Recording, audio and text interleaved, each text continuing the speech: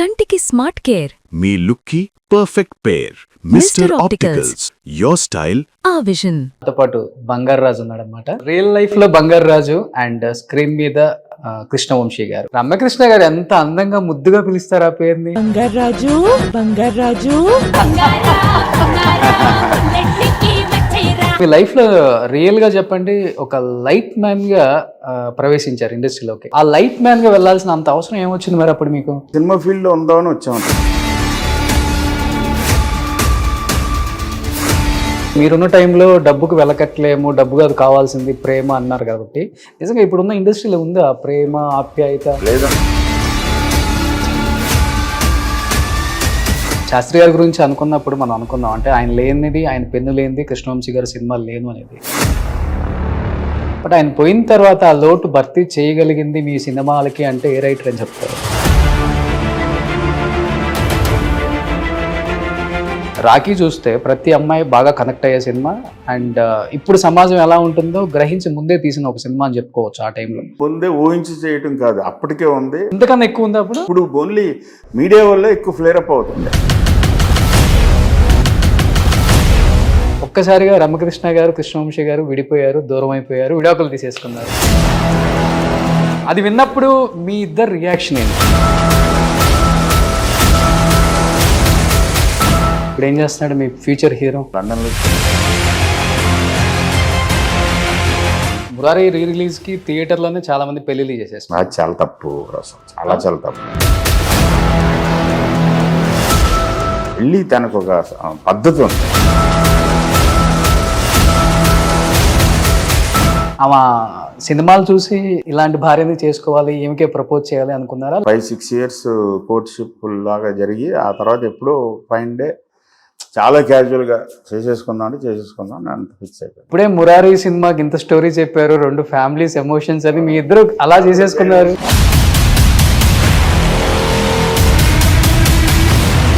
18th re release కాబట్టి ఏం చెప్తారు? ఖడ్గం సినిమాలో సోనాలి బెంద్రేకి డబ్బింగ్ చెప్పింది రమ్య. నీ చేయి పట్టుకునే ఉంటానన్నమాట. Love you. Hi hello, welcome to Suman TV. నేను మీ రోషన్. ప్రజెంట్ నాతో పాటు బంగారు రాజు ఉన్నాడు అనమాట. సో బంగారు రాజు, సో రియల్ లైఫ్లో బంగారు రాజు అండ్ స్క్రీన్ మీద కృష్ణవంశీ గారు. కాదు, రియల్ లైఫ్ లో బంగారు రాజు కాదు, రియల్ లైఫ్ ఎప్పుడు చిన్నప్పుడు ఎప్పుడో అయిపోయింది. అది అంతేనా? వంశీ సినిమా ఇండస్ట్రీ రావడానికి ముందే ఉంది. సో బంగారు రాజు పేరు మీకు ఇష్టం లేదా? ఏం అది అయిపోయింది లాస్ట్. రమ్యకృష్ణ గారు ఎంత అందంగా ముద్దుగా పిలుస్తారు ఆ పేరుని. ఎవరు ఎప్పుడు ఆ సినిమాలో ఏదో పెట్టాడు కళ్యాణ్ గారు బంగారు రాజు అని. So super. నిజంగా బంగారు రాజు టు కృష్ణవంశీ గారు అంటే మీ జర్నీ చూస్తుంటేనే చాలా హ్యూజ్ ఇన్స్పిరేషన్ ఎవరికైనా కానీ. అయ్యో, థ్యాంక్ యూ సో మచ్. ఎందుకంటే తీసిన ప్రతి సినిమా ఒక కళాకాండం అని చెప్పుకోవచ్చు. అండ్ ఇప్పుడు రీ రిలీజ్కి రెడీగా ఉంది కాబట్టి మీ ఖడ్గం సినిమా దీంతోనే స్టార్ట్ చేయొచ్చు. ఈ సినిమాతోనే మీకు చాలా దగ్గర సంబంధం ఉంది. మీ రియల్ లైఫ్ కి రెండింటికి ఏదో ఒక సంబంధం ఉంటుంది అంటారు కదా, అది ఉంది. సో మన కోటి కష్టాలు పడ్డట్టు కృష్ణవంశీ గారు పడ్డ కష్టం అంటే ఏమని చెప్తారు అసలు సినిమా ఇండస్ట్రీ? నేను ఎప్పుడు కష్టపడలేదు, అవి కష్టాలే కావు అసలు. సో సినిమా ఫీల్డ్లో ఏదన్నా అవుదాం అనుకున్న ప్రతి ఒక్కడికి జరిగే ఇన్సిడెంట్స్. జనరల్గా ఇంట్లో వాళ్ళు ఒక బాధ్యతగా ఏదో ఒకటి ఉంటుంది కదా, దాన్ని ఎందుకు పాడు చేసుకుని వెళ్ళి అక్కడ అవుతుందో అవదో తెలియని ఒక లాటరీ చేయడం ఎందుకని ఆపుతారు. కాబట్టి ఇంటి దగ్గర నుంచి హెల్ప్ ఉండదు కాబట్టి స్ట్రగుల్ అవుతున్నప్పుడు ఒకటి సాధిద్దాం అనుకున్నప్పుడు, అవుతుంది అనుకున్నప్పుడు ఒక బ్లైండ్ బిలీఫ్ ఉంటుంది. ఓకే, దాంట్లో ఇవన్నీ మామూలు. ఓకే, ఇట్లా రెడీ అయ్యి వెళ్తాం అంటే. సో కష్టాలు కావాలి, కష్టాలు కావాలి. ఓకే, ఇష్టంగా భావిస్తే ఏదైనా కానీ అంతే. అంతే, మన కోసం మనం కష్టపడతాం. బట్ కృష్ణవంశీ గారు అంటే మీ లైఫ్ లో రియల్ గా చెప్పండి, ఒక లైట్ మ్యాన్ గా ప్రవేశించారు ఇండస్ట్రీలోకి. ఇప్పుడు డైరెక్షన్ డిపార్ట్మెంట్ లోకి వెళ్ళి ఒక డైరెక్టర్ దగ్గర assistant director, co director, associate అయ్యి డైరెక్టర్ అవటం అది వేరే విషయం. బట్ మీరు సినిమా మీద ఇష్టంతో, ఆ ప్రేమతో అసలు ఎలా ఎంటర్ అవ్వాలో కూడా తెలియని ఒక అబ్బాయి, బంగారు రాజు అనే అబ్బాయి కృష్ణవంశీగా మారటానికి మధ్యలో చాలా జర్నీనే ఉంది కదా. ఆ జర్నీని మేం మర్చిపోయినా మీరు మర్చిపోలేరు, అంతే కదా? సో ఆ లైట్ మ్యాన్ గా వెళ్లాల్సిన అంత అవసరం ఏమొచ్చింది మరి అప్పుడు మీకు? ఏం తెలియదు, సినిమా ఫీల్డ్ లో ఉందామని వచ్చాము, డైరెక్టర్ అవుదామని రాలేదు. నేను సినిమా ఫీల్డ్ లోనే ఉందామని వచ్చినప్పుడు ఏదో ఒకటి, ఏదో జాబ్ ఫస్ట్ ఎంటర్ అవ్వాలి. సో దాంట్లో దొరికింది అది ఛాన్స్. ఓకే. దాన్ని ఎందుకు వదిలేసుకోవాలి? ఓకే. పైగా మనం అంత తోపులమా, అది నేను ఇది చేయను, నేను అదే చేస్తాను, ఓకే. అది లేదు అసలు. అప్పుడు దొరికిందే చాల్స్. అది సువర్ణ అవకాశం కింద, గోల్డెన్ ఆఫర్ కింద ఫీల్ అయ్యాను. ఫస్ట్ షూట్ చూడొచ్చు, షూటింగ్లో ఉండొచ్చు. ఓకే.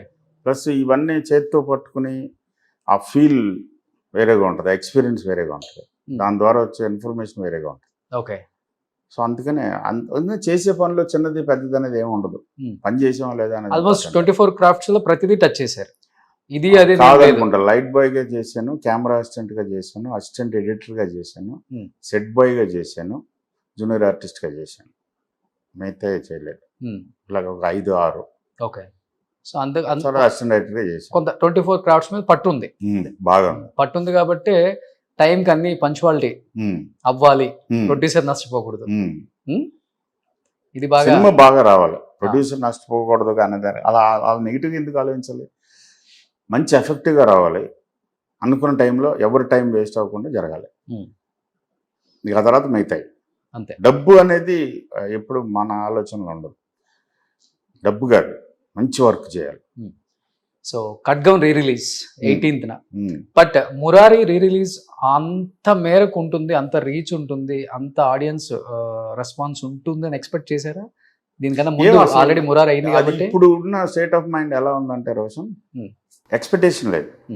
ఎప్పటి నుంచో ఒక 10-15 ఏళ్ల నుంచి సింధూరం వాజ్ ద లాస్ట్ ఎక్స్పెక్టేషన్. బ్రహ్మాండమైన సినిమా దేశం కొట్టేస్తాం అనుకుంటే మొహం పగిలింది. అక్కడి నుంచి నో ఎక్స్పెక్టేషన్స్. పని కరెక్ట్గా చేసామా లేదా, సాటిస్ఫాక్టరీగా చేయగలిగామా లేదా, మనం అనుకున్నది ఇవ్వగలిగామా లేదా, ఆ తర్వాత ఏది వచ్చినా హ్యాపీ. సో మురారి రిలీజ్ అని రామలింగేశ్వరరావు గారు చెప్పినప్పుడు, తర్వాత దాంట్లో కలర్ కరెక్షన్ అవి చేస్తున్నప్పుడు చూసి దీన్ని పర్ఫెక్ట్గా చేసి పంపిస్తే చాలు, మనకు దొరికిన దాంతో అనుకున్నాం తప్ప ఇది ఎంత కొట్టేస్తుంది అన్నది తెలియదు. దాని తర్వాత మహేష్ బాబు ఫ్యాన్స్, మురారి ఫ్యాన్స్ 25 ఏళ్ళుగా మురారిని టీవీల్లో చూసి ఎంతో ఎంజాయ్ చేస్తున్న ప్రేక్షకులు అందరూ మళ్ళీ కథ అదినే. ప్లస్ నా అనాలిసిస్ ఏంటంటే, గత లాస్ట్ 10 yearsగా బాగా డార్క్ ఎలిమెంట్ ఎక్కువైపోతుంది సినిమాలో. అవును అవును అవును. సొసైటీలో కూడా ఒక ఇండిఫరెన్స్ ఎక్కువైపోయింది, రెస్ట్లెస్నెస్ ఎక్కువైపోయింది, డిస్సాటిస్ఫాక్షన్ ఎక్కువైపోయింది. అందరం ఒకరినొకరు కంపేర్ చేసేసుకుని ఫీల్ అయిపోతున్నాం. సో వైలెన్స్, డార్క్ కంటెంట్ సినిమాల్లోకి వచ్చేసింది. దాని మీద ఇది ఒక్కసారి ఒక సెలబ్రేషన్, ఒక కలర్ఫుల్ ఫిల్మ్ చూసేటప్పుడు రొమాన్స్, అది కూడా మహేష్ బాబు, సోనాలి బింద్రా, సాంగ్స్, మా మిగతా యాక్టర్స్, ఫ్రేమ్స్, దానివల్ల ఎక్కువ రియాక్షన్ వచ్చిందని అనుకుంటున్నాను. ఓకే. మురారికి హార్డ్లీ ఒక 4-5 కోట్ల అయి ఉంటుందో బడ్జెట్ ఆ టైంలో? అది తెలియదండి ఎంత ఏంటో, మరి ప్రొడ్యూసర్ నేను కనుక్కోవాలి, అసలు అడగలేదు, ఆయన చెప్పలేదు. ఓకే. రామలింగేశ్వరరావు గారు అవుట్. సో నా దగ్గరికి ఏది రానవలేదు, ఏది అడిగినా సరే కృష్ణ గారు అబ్బాయి సినిమా కృష్ణవంశీ చేస్తున్నాడు, ఏం అడిగినా సరే చేయాలని ఆయన పట్టే సినిమా జరగదు అంతే. హార్డ్లీ నేను విన్నది అంతే 4-5 కోట్లు. బట్ రిలీజ్ అప్పుడు ఆల్మోస్ట్ 9 కోట్లు కలెక్ట్ అయ్యాయి. చాలా పెద్ద విషయం కదా. కాదు, డబ్బు కాదు రోషన్, ఆ ప్రేమ, ఆ అభిమానం, ఆ జోష్, ఆ ఉత్సాహం, దానికి వెలకట్టలేవు. ఉందంటారా సార్? అప్పుడు ఓకే, మీరున్న టైంలో డబ్బుకు వెలకట్టలేము, డబ్బు కాదు కావాల్సింది ప్రేమ అన్నారు కాబట్టి, నిజంగా ఇప్పుడున్న ఇండస్ట్రీలో ఉందా ప్రేమ, ఆప్యాయత? లేదనుకోవటం తప్పు. కరెన్సీకి ఉన్న వాల్యూ మీరు చెప్పేదానికి ఉంది అంటారా? కాదు, ఉంది, డెఫినెట్గా ఉంది. ఏ విషయంలో మీకు ఉంది అనిపించింది? మీ విషయంలో ఒకటి చెప్పండి. మురారి రిలీజ్ ఎగ్జాంపుల్ దానికి. సింపుల్, యాజ్ సింపుల్ యాజ్ అదే. పెద్ద డబ్బు తోటి అయిన సినిమా కాదు కదా అది. Okay. Murari successful not because of దానికి పెద్ద మెగా సెట్స్, ఆ భయంకరమైన సీజీలు ఏమీ కాదు. Pure emotion, purity, sweetness, sweet people, sweet emotions, family bonds, అన్ని పాజిటివ్ విషయాలు ఉంటాయి. దేవుడు, పూజలు, అవన్నిటికీ ఎందుకు అంత రియాక్షన్ వచ్చింది? ఓకే. అంటే ఉంది, మనం తప్పు అర్థం చేసుకుంటున్నాం అనేది నాకు తెలియదు. ఇప్పుడు మీరే అన్నారు, అంటే మురారి ఆల్మోస్ట్ 25 years అయింది, రిలీజ్ అప్పుడు కూడా మళ్ళీ అంత రెస్పాన్స్ వచ్చింది. టీవీలో కొన్ని వందల సార్లు చూసుంటాం. నేనే ఒక 10 సార్లు చూసుంటాను. అండ్ కృష్ణవంశీ సినిమాలు బోర్ కొట్టవు, ఎన్నిసార్లు అయినా Thank you. చూడాలనిపిస్తుంది. Thank you. అండ్ సెంటిమెంట్ ని అంత బాగా వర్కౌట్ అవుతుంది ఆ సినిమాలో. అండ్ ప్యూర్ ఎమోషన్స్ ఉంటాయి. అది ఎలా జాగ్రత్తలు ముందే తీసుకుంటారా స్టోరీ రాసేటప్పుడే, లేకపోతే సెట్ లో కొన్ని మార్పులు చేర్పులు ఇవన్నీ ఉంటాయి అసలు? సెట్లో ఇంప్రొవైజేషన్ అనేది ప్రతి సినిమాకి జరుగుతుంది. బట్ బేసిక్గా అనుకున్నటప్పుడే మురారికి ఇన్స్పిరేషన్ మన అప్పు చేసి పప్పు కూడా ఉన్నాం కదా, అవును, మాయాబజారు, హమాప్కే కౌను, మైనే ప్యార్ కియా, Hmm. ఇలాంటి సినిమాలు అన్నింటిలోంచి ఇలాంటి ఒక స్వీట్నెస్ మనకు రావాలి, ఇక్కడికి ఇలాంటి ఒక ప్యూరిటీ కావాలి, ఇలాంటి ఒక నైసిటీ ఉండాలి అనే ఒక ఇంటెన్షన్, ఓకే, ఫస్ట్ ఇంటెన్షన్లో ఉంటుంది అది. Hmm. అంతేగాని బ్లాక్ బస్టర్ తీయాలి, 1000 కోట్లు సంపాదించాలి అనే దాంతో అయితే అలాంటి కథ టచ్ చేయాలి. ఇప్పుడంతా అదే కదా సార్ అదే. మార్కెట్ లో నడుస్తుంది. అదే ఒక్కొక్కసారి ఒక్కొక్క ఫేజ్ వస్తూ ఉంటుంది. ఓకే, కొన్నిసార్లు కమర్షియల్ సినిమాలు వెళ్తూ ఉంటాయి, కొన్నిసార్లు మంచి ఫీల్ గుడ్ ఫ్యాక్టర్స్ వెళ్తూ ఉంటాయి, కొన్నిసార్లు ఫ్యామిలీ ఫిల్మ్స్ వెళ్తూ ఉంటాయి. ఫేజెస్ సినిమా ఇండస్ట్రీలో. ఓకే. సో అందుకే ఇప్పుడు కొంచెం కనెక్ట్ అవ్వడం కొంచెం కష్టం అవుతుంది అంటారా? మీరు చెప్పే 1000 కోట్లు మరి కనెక్ట్ అయింది కదా మురారి. నేను అదే చెప్పేది మురారి ఫ్రెష్ గా తీసుంటే ఆ, ఇప్పుడున్న స్టార్స్ తోటి Hmm. అలాంటి సినిమా తీసుంటే మరి దానికి అంత వచ్చిందంటే అలా ఎంతకి వెళ్ళిపోను అది తెలియదు. అవును, అవును. So, 200%. అదే ప్రూఫ్. అంటే ప్రతి సినిమాకు ఒక వేరియేషన్ చూస్తే అన్ని బ్లాక్ బస్టర్ హిట్స్. గులాబీ కావచ్చు, నిన్నే పెళ్ళాడతా కావచ్చు, మురారి కావచ్చు, ఖడ్గం కావచ్చు, ఏది తీసుకున్నా కానీ వేరియేషన్ ఎక్కువ ఉంటుంది. ఆ వేరియేషన్ చాలా కష్టం ఇనిషియల్ డేస్ లో. తొందరపాట్లు తీసేది ఉంటుంది, లేకపోతే వేరే వాళ్ళ మాటలు విని తీసేది ఉంటుంది. బట్ కృష్ణవంశీ మాటలు విని మాత్రమే తీస్తారనేది ఒక మాట, ఒక టాక్ బయట. సో అది ఎంతవరకు కరెక్ట్ అసలుకి? అదే డబ్బు కోసం వెళ్ళలేదు. డబ్బు కోసం వెళ్తే గులాబీ అయిపోయిన తర్వాత గులాబీ లాంటి సినిమా తీయమంటారు. ఓకే, జనరల్గా ఇప్పుడు ఇండస్ట్రీ ఏంటి ఒకటి సక్సెస్ అయింది కాబట్టి అలాంటిది పర్టికులర్గా డైరెక్టర్స్ మీద ఆ బ్రాండ్, హీరోస్ మీద ఆ బ్రాండ్ వేసేస్తారు. ఒక టైప్ ఆఫ్ సినిమా ఆడిందంటే ఈ టైప్ ఆఫ్ సినిమా అది చేస్తే డబ్బు ఇస్తాను అంటాడు. ఓకే, ఆ డబ్బు కోసం ఆశపడి మనం అదే చేస్తూ ఉంటాం. నేను ఆశపడలేదు, నాకు అర్థమైంది అప్పుడే, అమ్మో ఇది కరెక్ట్ కాదు. ఓకే. అందుకని గులాబీ ఇలాంటి ఒక young love story plus violence, human trafficking, అమ్మాయిలు, బాడీ షాపింగ్, వీటిలోంచి క్వైట్ ఆపోజిట్గా వెళ్ళిపోయాం. నిన్నే పిల్లడితో అవ్వగానే మళ్ళీ నిన్నే పిల్లడితో లాంటి సినిమా అన్న, అది కాదని సింధూరంకి వెళ్ళాం. సో దీనికి ఆశపడకపోతే, దానికి పడకపోతే ఇలా వెరైటీ సినిమా తీయచ్చు, ఓకే, వెరైటీ ఎక్స్పీరియన్స్ ఇవ్వచ్చు. ఓకే. అది కొన్నాళ్ళ తర్వాత పే ఆఫ్ అవుతుంది. సో అలా డబ్బు కోసం తాపత్రయ పడలేదు కాబట్టి 9 నందులు మీ కైవసం. ఇన్ని వెరైటీ నందులు ఏముందండి, అది 3 nationals, 3 film fares. Okay. So award కోసం ఎప్పుడు పాకులాడలేదు. వస్తే వచ్చింది, లేకపోతే లేదు, మన పని మనం చేసాం అంతే. అన్న ఫస్ట్ అందరికంటే ముందు నాకు నచ్చిందా లేదా సినిమా. ఫైనల్గా మొత్తం అంతా కంప్లీట్ చేసి సినిమా చూసుకుంటున్నప్పుడు నేను డిసప్పాయింట్ అవ్వకూడదు, నేను సిగ్గుపడకూడదు, నేను అవమానపడకూడదు.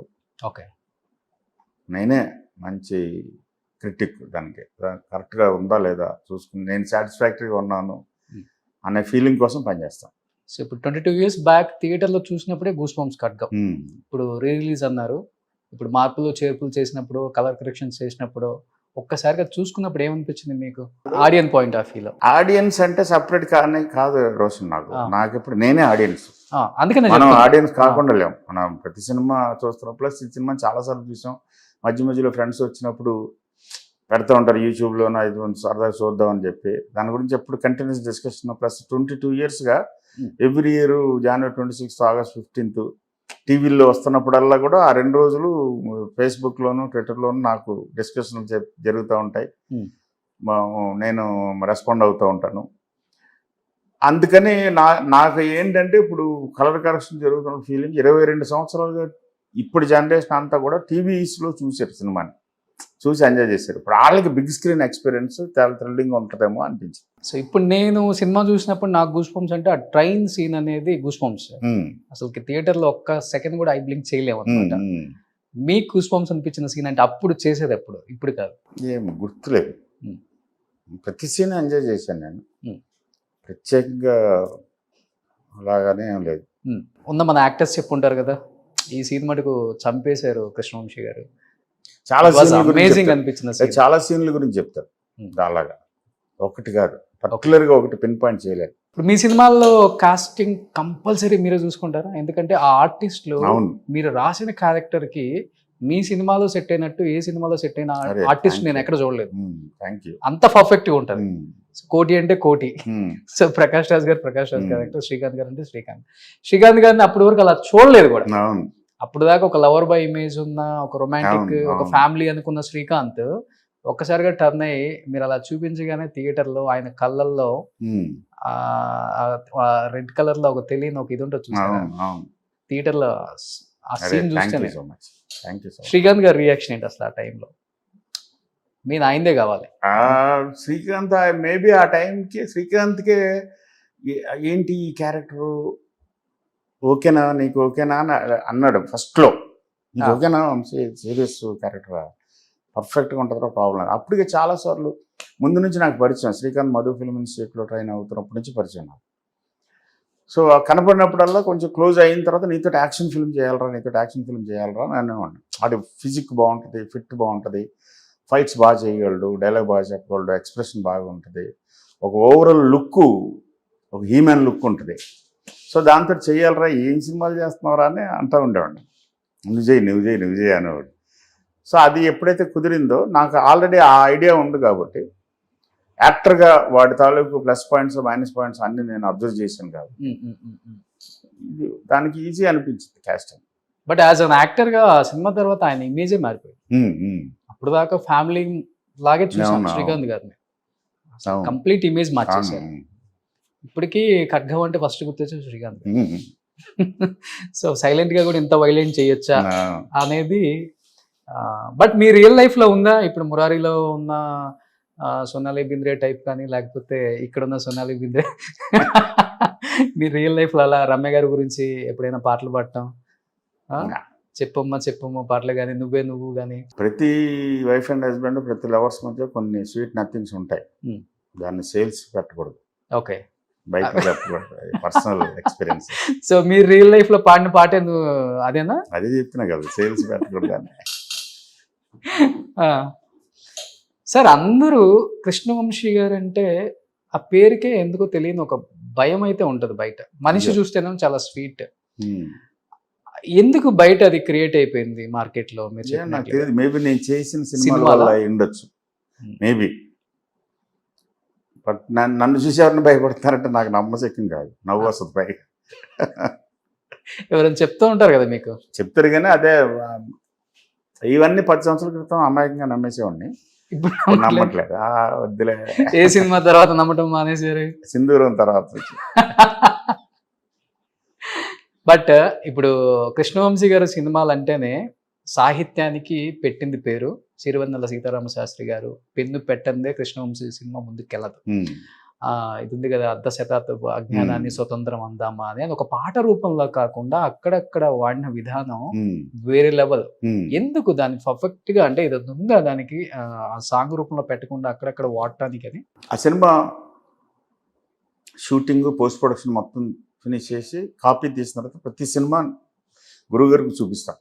ఓకే, కాపీకి ముందు చూపిస్తాను, ఎడిట్ అయిపోగానే కాపీ వచ్చిన తర్వాత చూపిస్తాను. ఓకే, చూసిన తర్వాత ఆయన రియాక్షన్ తీసుకుని దాన్ని బట్టి ఒక్కోసారి ఒక్కోసారి వింటాను, రకరకాలు జరుగుతుంటాయి. అలాగే సింధూరం సినిమా ఇంకో 2 రోజుల్లో రిలీజ్ అవుతున్నారుగా, కాపీ వచ్చింది, గురువుగారు చూపించాను. నైట్ ఒక 11-11:30కి మెడ్రాస్లో దేవి శ్రీదేవి అని అరవింద్ గారికి ఒక థియేటర్ ఉండేది, టీవీ థియేటర్, 2 థియేటర్లు ఉండేవి. అందులో వేసుకున్నాం. పద్మాలయ ఆఫీస్కి బయట ఉంటుంది అది, అక్కడ టీ నగర్లో. 11 o'clock స్టార్ట్ అయ్యి నైట్ 2:30కి తిరుగుగా అయింది. బ్రహ్మాజీ వైఫ్, నేను, శాస్త్రి గారు ప్లస్ ఇంకో 5 ప్రొడక్షన్ వాడు ఉన్నాడు. ఓకే, సినిమా అయిపోయింది.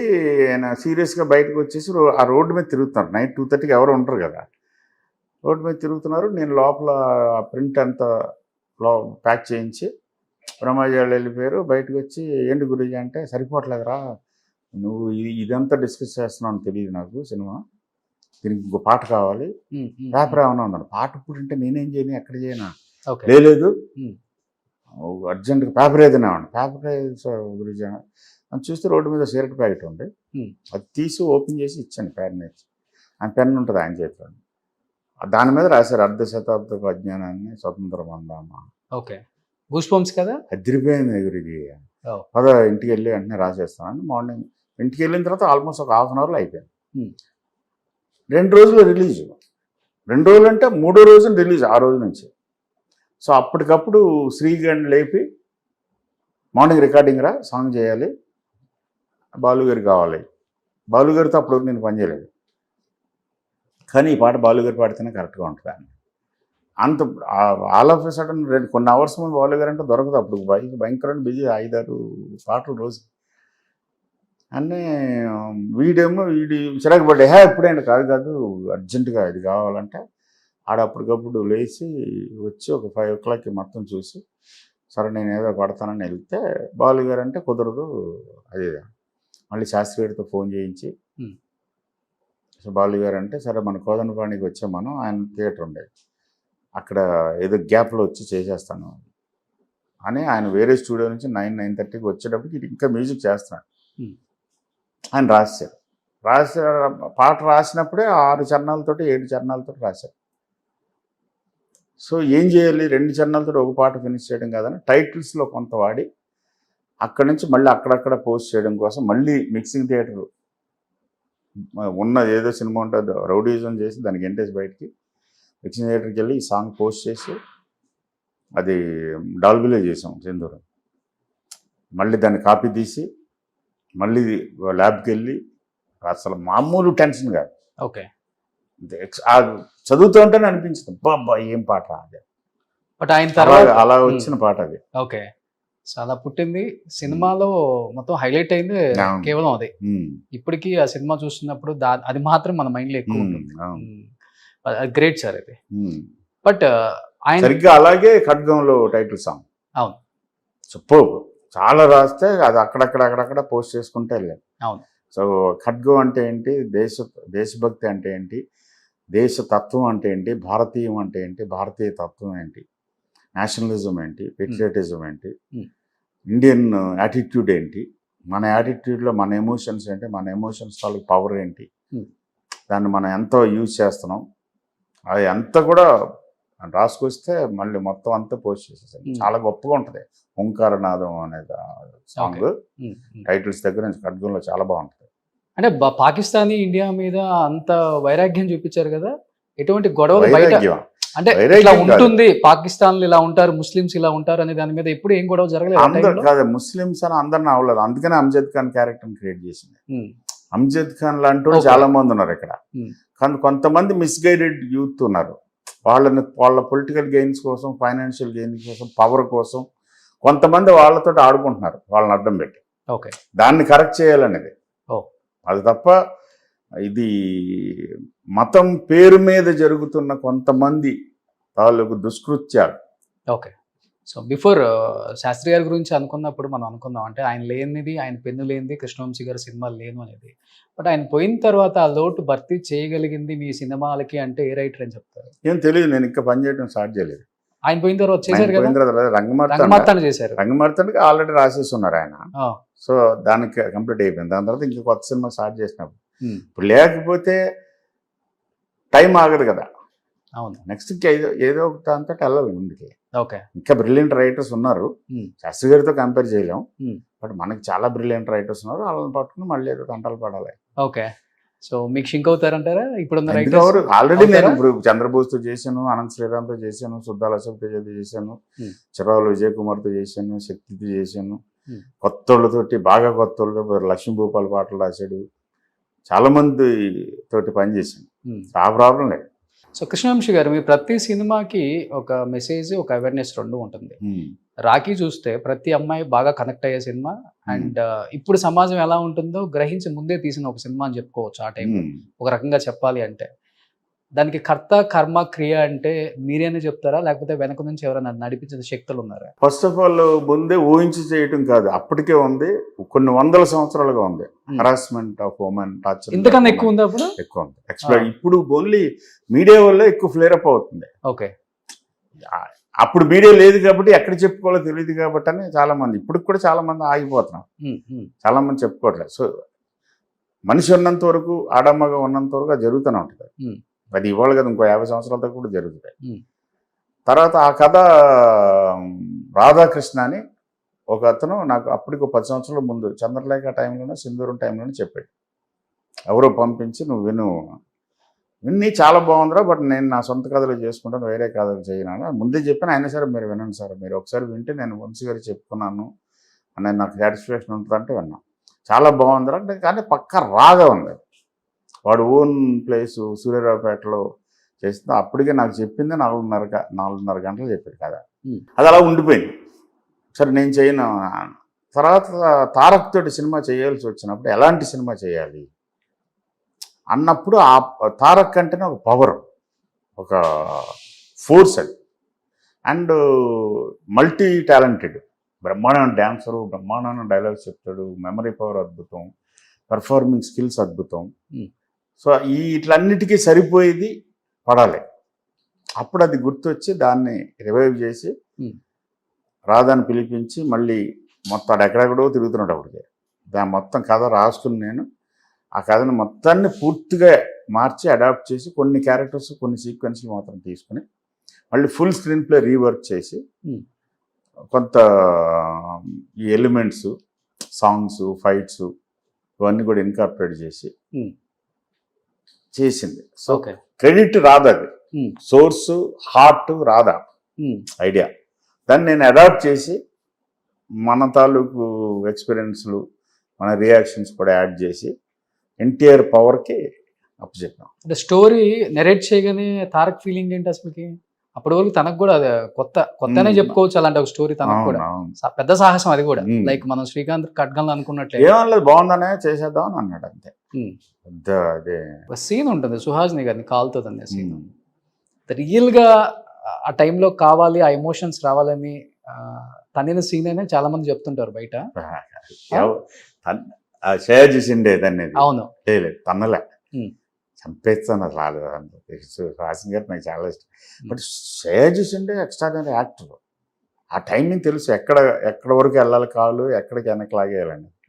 సో అలాంటి అసలు మనం చెప్పక్కర్లేదు వాళ్ళకి ఆటోమేటిక్. అండ్ సుహాసిన్ గారు another extraordinary actors.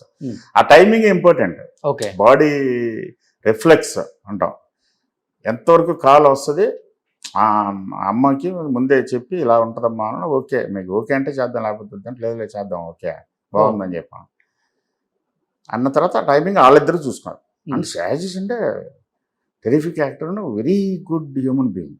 Okay, so ఎదుటి యాక్టర్ ఎంతవరకు వెళ్ళొచ్చు అనేది ఆయనకి బాగా తెలుసు. ఓకే, సో ప్రతి డైరెక్టర్కి ఒక ఫేవరెట్ హీరోయిన్ ఉంటుంది.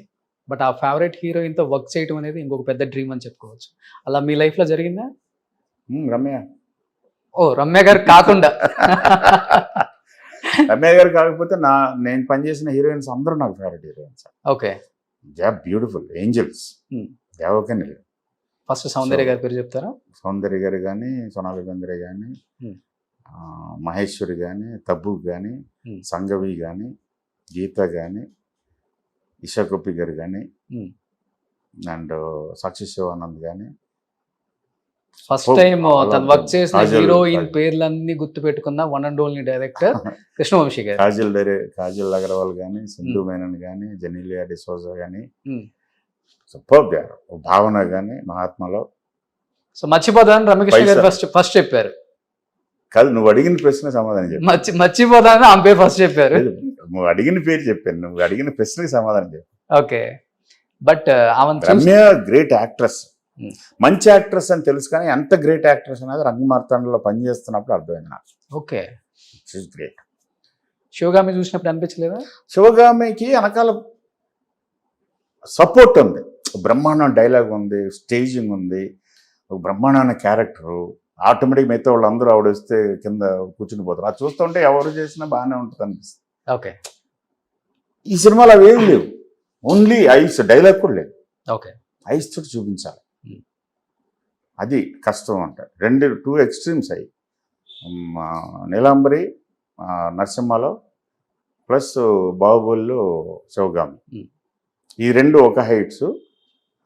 మన రాజు గారు రంగమార్తాండలో ఇంకొక ఎక్స్ట్రీమ్. సో నీలాంబరి శివగామి అంటే ఆమెను చూసి స్క్రీన్ మీద రియల్ లైఫ్లో ఎలానే ఉంటారేమో అనేది కొంత ఇమాజిన్ చేసుకుంటారు ఆడియన్స్.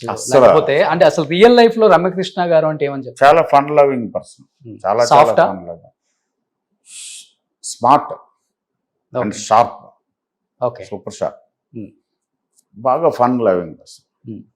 బాగా వంట చేస్తారని విన్నా నేను. అవును, ఆ? ఆవిడకి సరదా. ఓకే. రసాలు కూడా 4-5 వెరైటీలు పెడతారు. అవును, అవి కానీ నాన్ వెజిటేరియన్ కానీ వెజిటేరియన్ కానీ దోశలు కానీ ఓకే. వెరీ గుడ్ చేసి. అంత టైం ఉంటుందా రామకృష్ణ గారికి? She enjoys it. Okay. So time తీసుకుని చేస్తుంది. ఈవెన్ షూటింగ్స్ దగ్గర కూడా లంచ్ బ్రేక్కి ఆవిడకి ఒక 2-3 కూరలు వండుకుంటుంది ఆవిడే. ఆమె వండుకుంటుంది ఇప్పుడు కూడా క్యారవాన్లో. ఓకే. రసం పెట్టుకుంటుంది. సో రమ్య గారు చేసే ఫుడ్లో మీకు బాగా ఇష్టమైన ఫుడ్? అన్నీ బాగుంటాయి, మళ్ళీ అందులో తేడా లేదు. Chicken, mutton, biryani? మటన్ చేయదు, చికెన్ బిర్యానీ అన్నీ బాగుంటాయి, అన్నీ బాగుంటాయి. ఓకే. పచ్చళ్ళు కానీ. సో కృష్ణవంశీ గారు, మీరు ఇన్ని సినిమాలు తీశారు, ఇన్ని ఇయర్స్ నుంచి ఇండస్ట్రీలో ఉన్నారు, మీ మీద ఒక కాంట్రవర్సీ కూడా లేదు. బట్ ఏం కాంట్రవర్సీ లేకపోతే బాగోదేమో అని చెప్పేసి ఒక చిన్న కాంట్రవర్సీ, లేకపోతే నిజమో కాంట్రవర్సీయో రూమర్సో లేకపోతే ఏంటో మాకు తెలియదు, మీరే ఆన్సర్ చేయాలి. ఒక్కసారిగా రమ్యకృష్ణ గారు, కృష్ణవంశీ గారు విడిపోయారు, దూరం అయిపోయారు, విడాకులు తీసేసుకున్నారు, ఒక బాంబు వేలు చేశారు అందరూ కూడా. అది విన్నప్పుడు మీ ఇద్దరు రియాక్షన్ ఏంటి అసలు? నవ్వుకున్నాం ఇద్దరం, పగలబడి నవ్వుకున్నాం. నిజం కదా అది.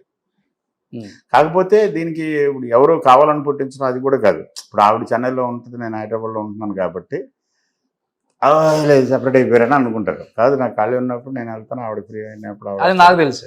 సో వాళ్ళు చెడు ఉద్దేశంతో కాదు. చాలామంది ఆ రూమర్కి మెయిన్ కారణం నేను అనుకునేది వాళ్ళు మా మీద ఉండే అభిమానంతో అయ్యో పాపమా అని వాళ్ళు విడిపోకూడదు అని అనుకుని అదేంటి పాపం అన్న ఉద్దేశంతో వచ్చినాయి తప్ప వేరేదాన్ని నేను అనుకోవట్లా. మేబీ మీరు ఇద్దరు కలిసి కూడా ఏ ఫంక్షన్స్కి వెళ్ళదు. ఇప్పుడు జనరల్గా నేను పెద్ద పబ్లిక్ పర్సన్ కాదు, ఆవిడే పెద్ద పబ్లిక్ పర్సన్ కాదు. ఆవిడ ఇంకే కొన్నిసార్లు తప్పదని కొన్నిట్లకి వెళ్తుగా నేను అసలు వెళ్ళను అక్కడికి. ఓకే. సో ఆటోమేటిక్గా ఆ క్వశ్చన్ రైజ్ అవ్వదు. ప్లస్ ప్రైవేట్గా ఫ్రెండ్స్ హౌసెస్, గెట్ టుగెదర్స్కి వాటికి మేము కలిసి వెళ్తాం. బట్ అక్కడ ఫోటోలు గిట్లు ఉంటావు కదా. ఓకే. ఉన్న మేము సోషల్ మీడియాలో పెట్టాం. That's our personal life. Okay. తనలో మీకు నచ్చిన ఒక మంచి క్వాలిటీ అంటే ఏమని చెప్తారు రమ్య గారిలో? Divine child, everything is very good. అట్టే చెప్పాలంటే she is divine child, blessed child. అంతే, పేరెంట్స్ని చాలా బాగా చూసుకుంటారు.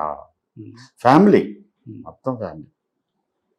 నచ్చని క్వాలిటీస్ ఏమైనా ఉన్నాయా? ఏం లేవు, ఏముంటాయి? కోప్పడతారు కదా, అది మామూలే కదా, ఎవరికైనా మనం చేసిన పన్ను బట్టి ఉంటుంది.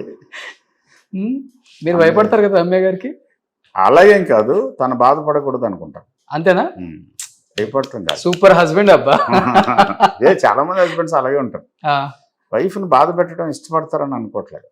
బాధపడకూడదని అవసరం అయితే కొంచెం తగ్గుతారు చాలా మంది హస్బెండ్స్. ఓకే. నేను చాలా మంది తెలుసు. సో మీది కూడా బయట అదే చెప్తారు అందరికి, మన హీరోస్కి వర్క్ చేసిన వాళ్ళకి? లేదు, మేము పర్సనల్ విషయాలు మాట్లాడుకోను. ఎవరి పర్సనల్ విషయాలు నేను అడగను, నా ఎవరు చెప్పను. అసలు ఎక్కడ బయటకు వెళ్ళరు కదా? వెళ్తాను కానీ పబ్లిక్ ఐలో ఉండేదానికే ఉండదు. పబ్స్కి వెళ్తా ఉంటాను, రెస్టారెంట్స్కి వెళ్తా ఉంటాను, ఫ్రెండ్స్ ఇళ్ళకి వెళ్తాను. మీరా? కానీ మీకు తెలియదు, అదే చెప్పకూడదు. అవునా? అది వెళ్ళి సైలెంట్గా వెళ్ళి మన పని మనం కాసేపు కూర్చొని ఎంజాయ్ చేసి వచ్చేస్తూ ఉంటాం. ఓకే. అక్కడ ఉన్న వాళ్ళు కొంతమంది చూస్తారు, సో వాళ్ళు గుర్తుపెట్టిన వాళ్ళు ఎలా అంటారు, లేకపోతే మామూలు కొంతమంది ఏదైనా ఫోటోలు తీసుకోవాలంటే తీసుకుంటారు. కానీ నన్ను గురించి తెలిసిన వాళ్ళు అనుకుంటున్నాను నేను, బహుశా అర్థం చేసుకుని ఆ డీసెన్సీ కాపాడతారు, ఆ ప్రైవసీ. ఓకే. వాళ్ళు ఇమ్మీడియట్గా దాన్ని చేసుకోరు. సో మురారి రిలీజ్కి థియేటర్లోనే చాలా మంది పెళ్లిళ్ళు చేసేస్తున్నారు. అది చాలా తప్పు, చాలా చాలా తప్పు. మ్యారేజ్ అనేది ఒక అద్భుతమైన పవిత్రమైన క్రతువు. అది పాపం తెలియని తన కొంత ఎంతూజియాజం మురారి క్రియేట్ చేసిన ఒక యుఫోరియా. అవును, అందువల్ల చేసేసారు. కానీ అది అసలు కరెక్ట్ కాదు. పెళ్ళి తనకు ఒక పద్ధతి ఉంది, ఆ క్రతువుకి ఒక first step, second step, third step, ఇక్కడ నుంచి ఇక్కడికి, ఇక్కడ నుంచి ఇక్కడికి అనేది అదొక బ్యూటిఫుల్ వ్యవస్థ. మనకి కొన్ని వేల సంవత్సరాల క్రితమే పెళ్ళి ఇద్దరు ఇండివిజువల్స్ మధ్య కాదు, 2 ఫ్యామిలీస్ మధ్య, 2 కల్చర్స్ మధ్య, 2 డిఫరెంట్ ఎన్విరాన్మెంట్స్ మధ్య వీళ్ళందరూ కలిసి నెక్స్ట్ జనరేషన్ని క్రియేట్ చేయటం, ఓకే, ఫ్యూచర్ని క్రియేట్ చేయటం. సో దానికి ఒక బ్రహ్మాండమైన వెయిట్ ఇచ్చారు మన వాళ్ళు. దానికి కావాల్సిన అరేంజ్మెంట్ అంతా చేశారు. ఇవి చేస్తే ఇక్కడ ఒక పవర్ క్రియేట్ అవుతుంది, ఆ పవర్ వల్ల వీళ్ళకి సేఫ్టీ ఉంటుంది, నెక్స్ట్ జనరేషన్ సేఫ్టీ ఉంటుంది. సో ఫ్యూచర్ అన్నారు కాబట్టి ఇప్పుడు ఏం చేస్తున్నాడు మీ ఫ్యూచర్ హీరో? లండన్లో చదువుతున్నాడు, మొన్నే జాయిన్ అయ్యాడు. బీబీఏనా? Business Okay. మేనేజ్మెంట్ చేస్తున్నాడు. అవును. సినిమాల మీద ప్రస్తుతానికి అయితే ఇంట్రెస్ట్ లేదు. ఓకే, ఫ్యూచర్ ఏమవుతుంది చెప్పలేం. అంతేనా? మీకన్నా చాలా మెచ్యూర్డ్ గా మాట్లాడుతున్నారు. బిహైండ్ బిట్స్ తమిళ్లో ఒక ఇంటర్వ్యూ ఇచ్చాడు, చూసాను వాళ్ళ అమ్మతో. సో అమ్మ తెలివితేటలు ఎక్కువ వచ్చాయా, నాన్న తెలివితేటలు ఎక్కువ వచ్చాయా? ఏం అలాగే బేరీజ్ చేసుకోలేదు. Hmm.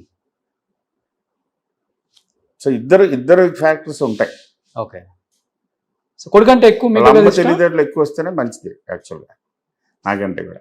రమ్య గారు ఈ స్టేట్మెంట్ మీరు పక్కనే వాట్సాప్ లో పెడతాను. ఆ, మీ కొడుకంటే ఎక్కువ ఇష్టం కదా, ఎందుకంటే ఇంట్లో స్టెప్స్ ఎక్కే దగ్గర నుంచి స్టెప్స్ ఎండ్ అయ్యే వరకు కంప్లీట్ గా ఆ ఫోటో గ్యాలరీతో నింపేశారు. వాడిని చూడటం ఇష్టం. Hmm. ఎవరు ఏ ఫాదర్కి ఉండదు. అంతే. సో అర్థం చేసుకుంటాడు అమ్మని నాన్నే బాగా. Very nice person, very well manners, చాలా బాగా వాల్యూస్ బాగా ఇన్స్టిల్ చేసింది రమ్య. అది రమ్య క్రెడిట్. ఎస్, నిజంగా అలా పెంచారా? బాగా పెంచారు. So super. Any have 18th re release కాబట్టి ఏం చెప్తారు? ఖడ్గం రమ్య టాపిక్ వచ్చింది కాబట్టి ఖడ్గం సినిమాలో సోనాలి బెంద్రేకి డబ్బింగ్ చెప్పింది రమ్య. అవునా? ఆ. అంత స్వీట్ గా చెప్పారా రమ్యకృష్ణ గారు? తనే చెప్పింది. అవునా? తనతో రిక్వెస్ట్ చేసి చేయించారు, నువ్వు చెప్తే బాగుంటుంది అని. చాలా బాగా చెప్పింది. ఇంత సాఫ్ట్ క్యారెక్టర్ కి ఎక్కడ వర్కౌట్ అయింది సార్ అక్కడ? చూడు సినిమా చూసినప్పుడు అర్థం అవుతుంది. ఎక్కువ టేకులు తీసుకున్నారా? లేదు అసలు. ఆ. అంత కలిపి నేను అనుకోవడం 1.5 hours ఫినిష్ చేసి మ్మ్. ఒకసారి ఫుల్ గా చూసింది మొత్తం అంతా సాంగ్ తో కలిపి. మ్మ్. టక టక టక చాలా ఫాస్ట్, గ్రేట్ Okay. యాక్టర్స్, అందులో అనుమానం లేదు. ఓకే, ఈవెన్ షూటింగ్ కూడా చాలా ఫాస్ట్. అంగమార్తంలో ఆవిడ కోసం 1 more take ఎప్పుడు చేయాలి, ఓకే. సింగిల్ టేక్స్ అన్ని, రిహార్సల్ కూడా ఉండదు. మ్మ్. సో ఇచ్చిందంటే పక్క 100% షార్ట్ అవుతుంది. రమ్య గారిని నెగిటివ్ షేడ్ లో చూడటం ఎక్కువ ఇష్టం, పాజిటివ్ గా చూడటం ఎక్కువ ఇష్టం మీకు? నెగిటివ్ షేడ్స్ ఏం చేసింది ఇంతవరకు? నరసింహ ఒకటి చేశారు. సినిమా నెగిటివ్ షేడ్ కాదు, అదే. పెయిన్ తోటి తన హార్ట్ బ్రేక్ అయ్యి మ్మ్. Sad state. మ్మ్. సాడ్ లో కొంతమంది ఏడుస్తారు, కొంతమంది కోపడతారు. ఓకే. మనకు కోపడింది అంతే. మ్మ్. నైస్ షేడ్, చాలా బాగా క్యారెక్టర్ కన్సెప్షన్ సూపర్. నిజంగా రమ్య గారు కాల్తో అలా సౌందర్య గారిని ఇలా తీసేది ఉంటుంది. ఆ అవును. షార్ట్ చూసారు, అవును. థియేటర్ లో చూడాలి అది. సో బాగా నచ్చిన సినిమా రమ్య గారిది? ఆల్మోస్ట్ అన్నీ ఉంటాయి, నచ్చనిది అనేది ఏమీ లేదు. అది కొంచెం మాస్ మసాలా కమర్షియల్ అంటే నాకు పెద్ద ఎక్కువ అయ్యి. Hmm. సో నాకు నచ్చలేదని చెప్పాను, మంద ఆ ఏరియా కాదు. బట్ రాఘవేంద్ర గారి సినిమాలు అన్నింటిలో రమ్య బ్యూటిఫుల్, చాలా అందంగా ఉంది. ఆయన మానవుడు. ఆమె సినిమాలు చూసి ఇలాంటి భార్యని చేసుకోవాలి, ఈమెకే ప్రపోజ్ చేయాలి అనుకున్నారా? మ్యారేజ్ అనేది ఉద్దేశం లేదు, ఓన్లీ సరదాగా ఇద్దరం కలిపి ఒక ఫ్రెండ్లీగా తిరుగుతా ఉన్న టైంలో 5-6 years కోర్ట్షిప్ లాగా జరిగి ఆ తర్వాత ఎప్పుడో ఫైన్ డే చాలా క్యాజువల్గా చేసేసుకుందాం అని అంత ఫిక్స్ అయిపోయాను. గురుగారికి చెప్పాం, గురుగారితో ఇప్పుడే మురారి సినిమాకి ఇంత స్టోరీ చెప్పారు, 2 ఫ్యామిలీస్ ఎమోషన్స్ అని, మీ అవును. ఇద్దరు అలా అప్పుడు మేము చేసేసుకున్నారు. 6 years నుంచి 7 years నుంచి కలిసి తిరుగుతున్నాం కదా, సో మాకు తెలుసు ఇచ్చి ఓకే. Every aspect. Oh. దాని తర్వాత సార్ అవన్నీ ఇన్ని చెప్పిన అవన్నీ చూసుకోకుండా ఎందుకు దిగుతాను. Super. Any have 18th release అవుతుంది కాబట్టి first of all thank you sir. ఇంత ఇనిషియేట్ తీసుకొని మళ్ళీ మాకెంతో ఇష్టమైన సినిమాలని ఒకసారి థియేటర్స్ తీసుకొచ్చి ఇప్పుడున్న జనరేషన్కి కూడా కనెక్ట్ అవుతాయి ఇలాంటి సినిమాలన్నీ కూడా. ఇప్పుడు చూస్తూనే ఉన్నా రిలీజ్ సినిమాలు ఆల్మోస్ట్ అప్పుడు కన్నా ఎక్కువ బడ్జెట్ని కలెక్ట్ చేస్తుంది చెప్పాలంటే. అంటే పిల్లలకి, అంటే అప్పుడున్న పిల్లలకి ఎంత ఫ్యాషన్ ఈ సినిమాలు చూడాలి థియేటర్స్ లో అనేది. మీరు చెప్పారు కదా, టీవీలో చూస్తే ఆ కిక్ ఉండదు, ఈ సినిమాలన్నీ థియేటర్ లో చూస్తే నాకు కిక్ ఉండదు కాబట్టి. సో మంచి మంచి సినిమాలు మళ్ళీ మీరు మళ్ళీ డైరెక్ట్ చేయాలి మా కోసం.